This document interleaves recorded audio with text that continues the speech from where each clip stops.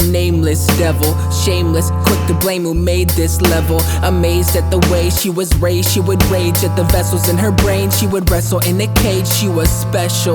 Yeah, she didn't notice she was served with the notice. She was nervous, her focus wasn't serving her motive. She felt worthless and hopeless. She serviced the blokes with her unearned devotion, so she churn and they'd explode with Giddy, but self-pity's what led to this notion. She gets emotionless while her body goes through the motions, rollercoastin, spiraling down. But I'd admire her frown, cause it inspired my sound, and that was selfish. I could've provided the tools to lend a helping hand, but that'd be like guiding a fool.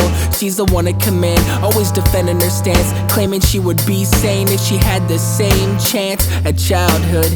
Childhood served with smiles and sunshine like every child should. I don't blame her for acting this way. I don't blame her for acting this way. No way, yeah. The way the moonlight sits deep in her eyes, I can tell she wants to cry. She's not hard to decipher, the way her lighter's tightly gripped. The moment her cigarette expires and exits from her lips, I try to teach her meditation, the 7 chakra system, and how the practice could lead to alleviation. If you plant the seed, you could plan to be one less human being falling victim to this bleeding nation, where plan B defeats the purpose of plan A. She turned to me like she was certain of what she planned to say. She kept quiet, I dead in the silence. She didn't raise an eyelid, I remained uninvited. We both stood there until I understood there was nothing I could do but be more aware. It showed I cared, that's when she opened up. Scars on her wrists, hit fresh slits, tore me to bits and ripped me open. Shit.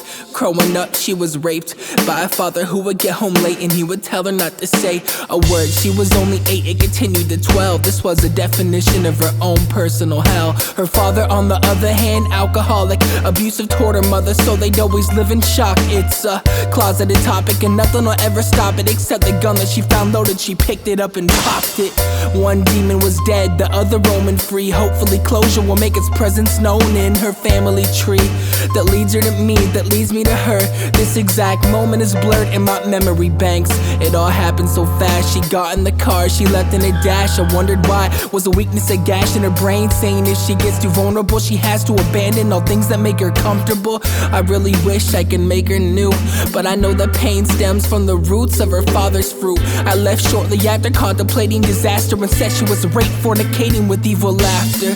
I'd kill him if I had the chance and she didn't. I can't imagine the mental prison that she lives in or lived in. As I was driving down the street, I saw a police siren rendering her soul free. Her car was totaled, she was ejected from her seat. I didn't cry because I knew that she was finally at peace. I didn't even stop, I know that's what she would've wanted for me to move on with my life, but I won't escape the haunted visions of her, perfected in each center. She was the type of fire who burned you till your last ember. You know, the type of love you realize that you felt early on but didn't have the chance to tell cause it felt wrong.